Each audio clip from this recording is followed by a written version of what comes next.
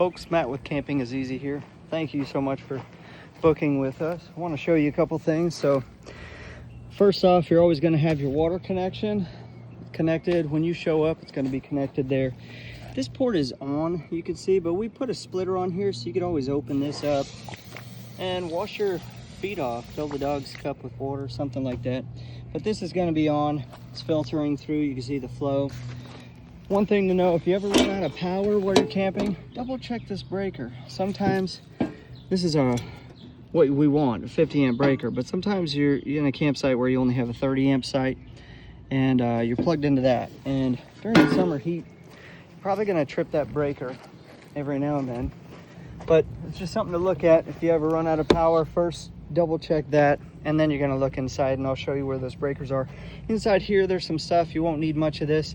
This thing suspends your sewage line, but I want you to know that we do have this. This is a wand. If you get too much toilet paper in that toilet and it's stopped up, you could hook this up to the water line. I have a spare water line right here, or you could disconnect this one, connect it to that wand, turn the water on, and you could turn it on and off right here. So turn it on out here, turn this off, walk into the toilet, shove this down in the hole. You can see it's got these holes on the side. It's going to help shoot everything out. Make sure you close that lid on the toilet when you're doing that as much as you can. Otherwise, it might shoot up at you. So now, if you're at a long stay, we might have left you one of these. This is a honey pot caddy, basically. Here are your flush valves. So this small pipe, this is your gray water. This is the one that's going to fill up, especially if you've never camped and you take a long shower like in a house. You would just pull that plug, and all the water's going to gush out here. Now, there's a cap on here, but see, that line is bigger. That's only the toilet. So this honey pot wagon thing is going to clip onto here. This just turns like this. You can see how you got this hook and this ear here. There's ears all around. You do the same thing with this pipe here. So you would connect the side with the same ears to that side, and then this other side, you would connect it to here. So you see it's got the female receiving side. Take this cap off of here, put this on here. It's just gonna hold, it's just gonna kind of sit there. And this is an ideal lot because we have some slope down here. So you can move that away if you need to get fall, because this is going to be most of the time a little bit higher than the output. So, but gravity's going to move it. It's actually down lower than it is inside the RV flooring. So for the most part, you're good. Fill this thing up. Make sure when you start filling it up that this is closed. This handle is what you would use to open it when you get to the dump station. But this is a way that you can take your gray water or black water to the dump station and keep camping. We don't want you to move the RV, and it's a big hassle to tear it all down. So that's what that's all about. So we're gonna just leave this over here for you. Now, when you get to the dump station, this is super handy. You can see it's got the female ends here. So you would hook that hose up down there. So bring this hose with you and bring this with you. Got this neat little handle, and it's convenient to tie them together, so if there's any water still in there, it's not getting all over your truck bed. And then you just shove this in the hole when you get to the dump station, and when you push on this, it's going to expand that gasket, just stick right into position. You don't have to screw it like most of the other ones, or like this one. This is the one you used to use for it. Now it's just perfect for dumping into here. So you don't need to take that with you. It's just this compression one and that hose. And here's what you do. You're gonna take this thing, and you've got a wheel on the front, and it's just gonna move. You're gonna pull this over to your vehicle.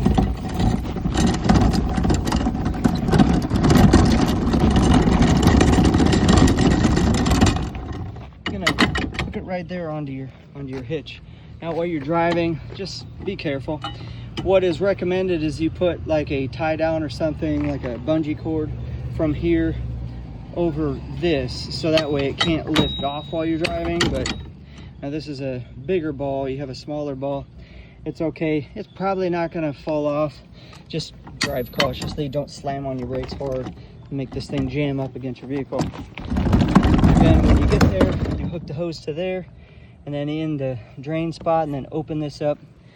This thing broke off, so it's gonna vent anyway, but you can also open this. But That allows it to vent and displace the water with air as you drain it out. Otherwise it'll be real slow and gurgly.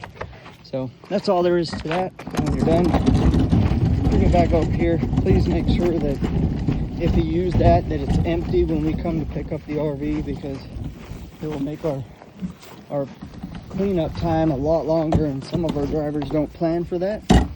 So if you would just please clean that out at the end of your stay. If the RV is full of fluid, we will dump that. We're used to doing that, but if we got to dump that too, that's a trip all the way around there and then back, and then the RV and back to the dump station. Now, here's your propane. This is used for your cooking and your heating. So if it's the winter time, the heater runs off of this and your cooking. We're gonna leave these in the on position. You can see righty-tighty, lefty-loosey, and don't pay attention to the gauge in there because it's not always accurate, but we're gonna leave those on. But in case you run out, we got a spare bottle here. Inside this front compartment, you're gonna find lots of goodies. This is especially handy when it's raining. Help keep your feet clean and give you a spot to kick your feet off, kick your shoes off or whatever. If it's all dusty, we got some fold out chairs here for you, a night light. This is super handy when you're cleaning your stuff up.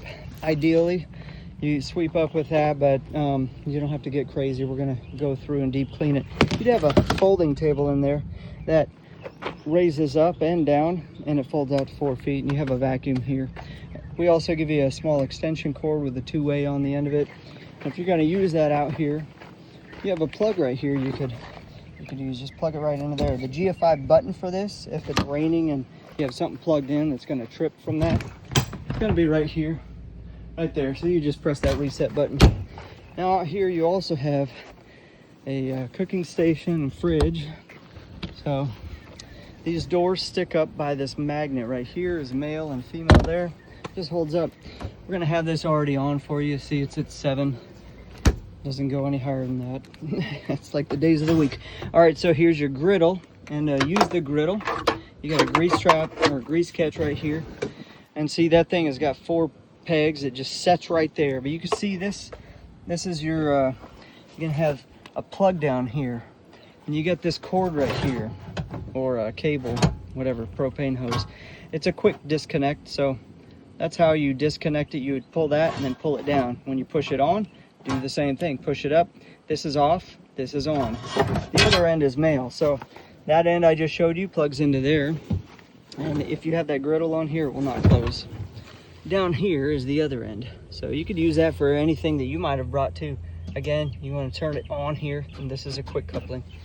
So that's how you use the griddle. I recommend that you keep this closed as often as possible when it's hot season, just to keep that fridge from getting all the hot air.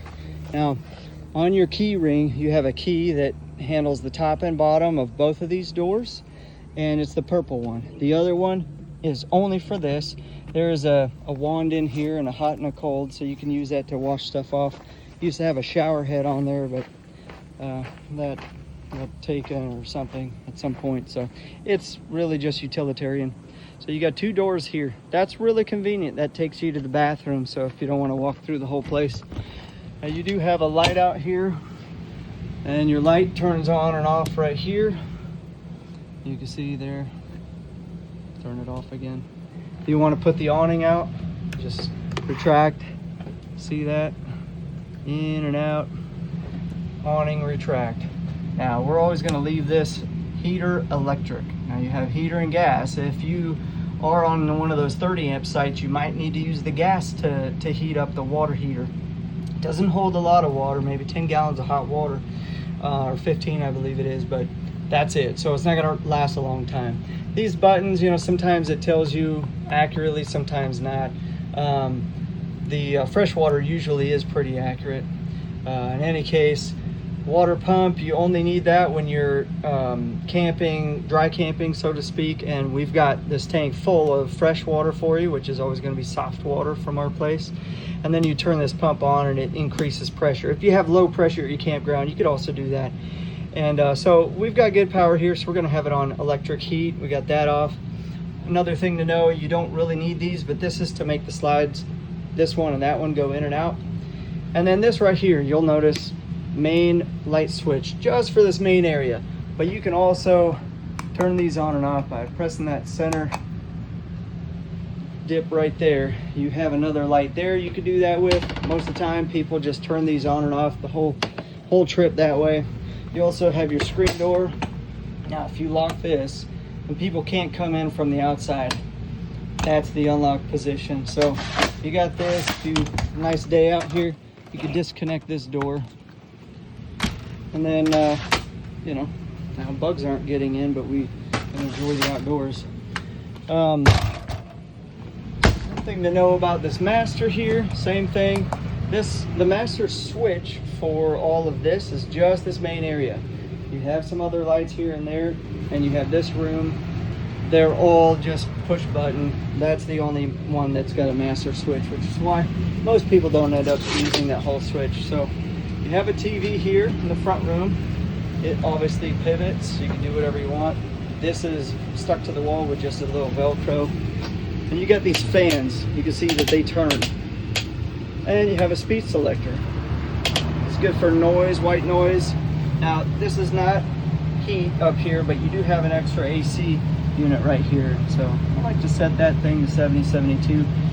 Really don't ever have this thing freeze over. I like to leave it in the on position instead of the auto, because the auto is gonna kick the fan on and off when it's not needing to cool, and we'll turn it off. But I like to leave it in the auto just so that the fan doesn't have those power surges from turning on and off. Now I'll show you right here too, this TV does the same thing. Now we don't have internet in this trailer, but if you click here, settings, this is a Roku TV.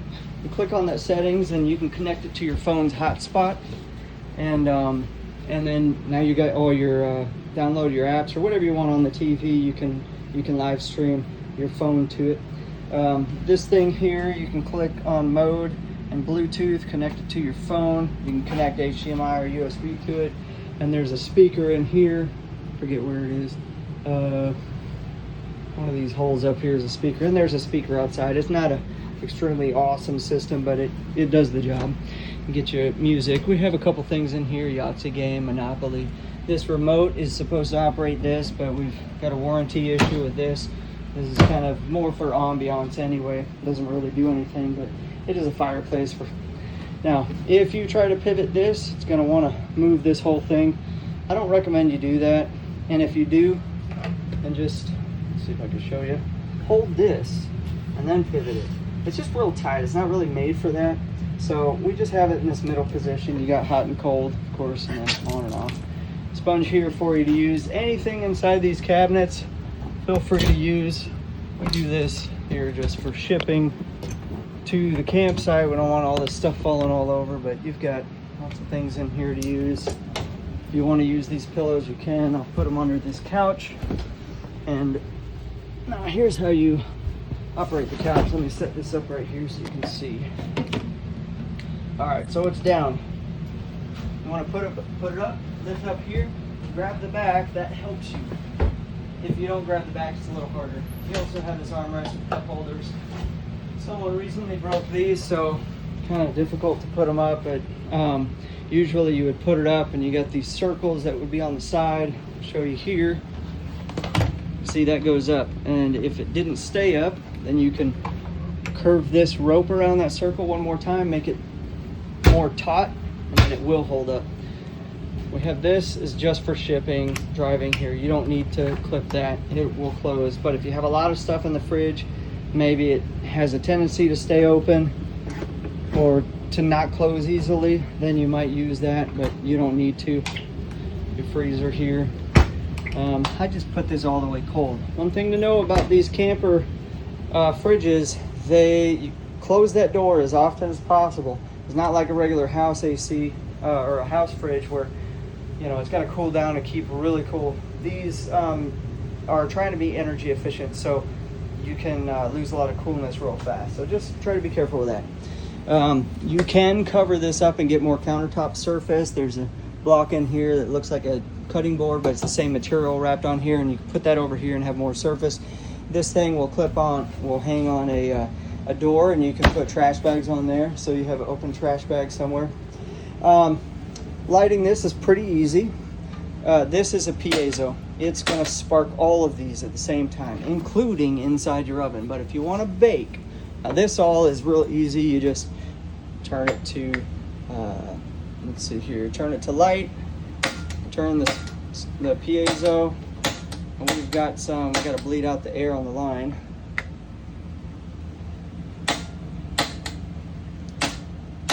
Yeah, we got a lot of air in the line. Anyway, that's all you do, and then when it lights up, then you'll turn it to whatever you want to. But this one's a little different. Down here underneath the bottom is where the pilot light would be, but the pilot turns off every time you turn the oven off. So you do have a light here. It makes for a decent inside light or a night light for people out here.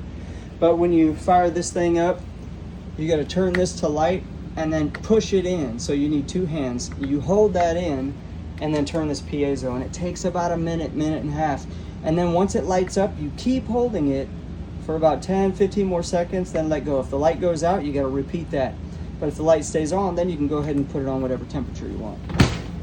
All right, this one is your one that operates heat and cold. So we got this on all the time. I've got this on 70-ish.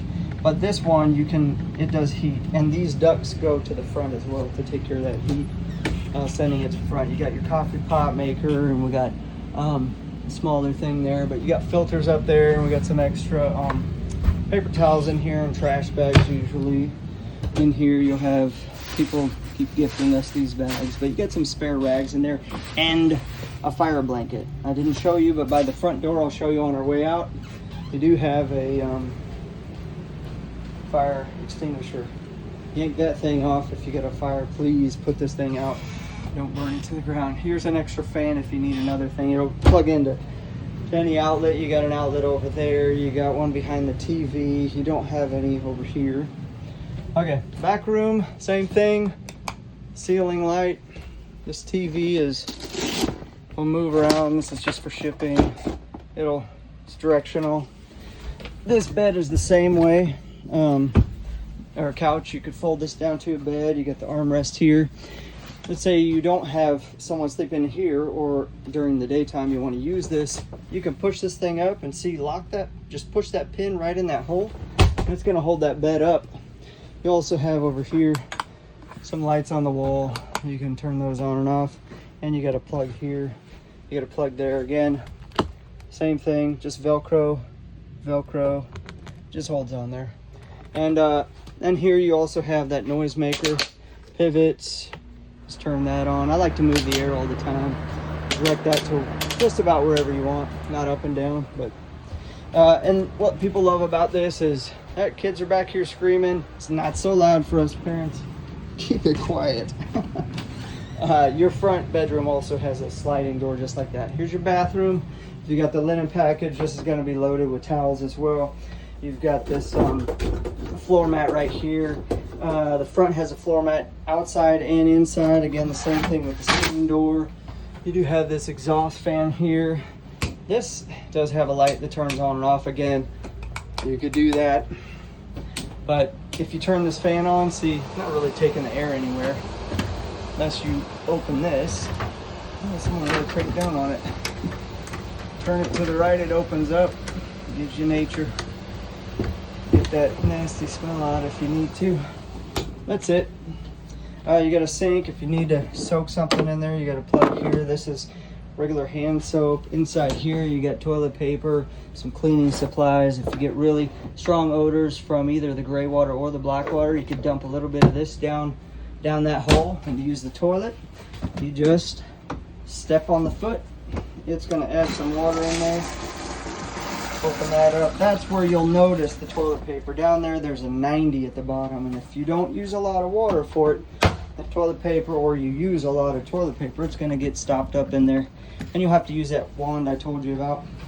You have a trash bag, several trash bags for the trash can there, and we usually like to leave this here, some hand soap and dishwashing soap and a brand new sponge every time you get the rental. So I wanted to say thank you again for booking with us. You can always book direct with us if you found us on the platform. Booking direct with us, we knock off 10% off the nightly rate, as a thank you to our returning customers. And our insurance costs less money. We can save you some money there by avoiding the platform fees. And everything else is the same as how it is on the platform, just easier to deal with. Lastly, this bed, this dinette folds down to a bed as well. You can see that there's a board around here, and this table, it just sits on there. These bases stay on the table. You just have this pole right here and here. You lift up on the table. The poles will either stay in these bottom sockets or they'll stay in the top ones. But there's nothing holding it. There's no locking mechanism. It's just wedged in there. So you disconnect the pole from the floor and the table, set the table down there, and then you configure these backrests over the table, and that gives you another full bed. These basically, that's like a twin. Those are twins back there. It's a little bigger than a twin, but a little shorter. That's a full, and then this is your queen. Now up here, you got another light over there, but you do have USB ports for plugging in and setting your phone there if you want to. If you're camping, put them away, other than you need them for photos. If you got the linen package, you're gonna have your linens for up here, right on top of that shelf. You can use them or not. We always put a fitted sheet on our beds just to make it easier for cleaning. And you can take it off and throw it to the side. Just leave it here when you're done. And make sure you grab a card and make some memories. Last thing, we talked about all that. That's pretty much it. Give me a call. You can shoot me a text, 830-500-8608. You can always email us at info@campingiseasy, the letter E, the letter Z.com. And you can also go to campingiseasy.com, campingise.com, and you'll see this RV or any other RVs we have in our inventory. They're going to be, we're going to have a live calendar on there, so you can see on there if the camper's already booked for the dates you want that year or not. And we'll accept bookings all the way up to a year in advance. Last thing to know on this awning, we've hardly had any damage to any of our bookings. We do have a little tear here and there, and that just does happen. If you notice anything that you're worried about getting charged for, just document it or let us know, or just take a picture of it just in case something comes up and we missed seeing that maybe the last renter made the damage and it wasn't you. But to keep this thing from breaking, when you go to sleep or when you leave the RV and no one's around, please put that awning in. Feel free to open it up during the day. If it's a little breezy, we got a tie down kit right here. So you could tie this down, and there's a little hand screw thing that goes into the ground with a rope to help that thing from popping up with like a micro burst that surprises you. But if it is really windy, please just put that up. Even if it's sunny, you don't want to lose your security deposit. Those things are about $3,200. You're only going to be out your security deposit. The insurance takes care of the rest, but it's just never fun. You want to get all that money back. We're going to leave that open for the renter who's coming here. And thanks for watching. Hope all that helps.